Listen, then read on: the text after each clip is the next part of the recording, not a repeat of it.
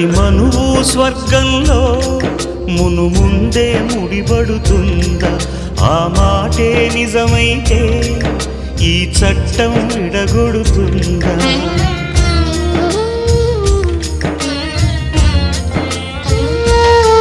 నీ రాతకు ఎంత సత్యం ఉందో చూదువు బ్రహ్మయ్యా, నీ సాక్ష్యం ఎంత విలువైందో ఓ అగ్ని చూడయ్యా. నువ్వు రామా అరుంధతి, ఇదే నీ దర్శన ఫలమైతే ఎటైనా దాగిపోవమ్మా. నిజంగా పెళ్ళికి బలముంటే సూటిగా ఇటు దిగి రావమ్మా.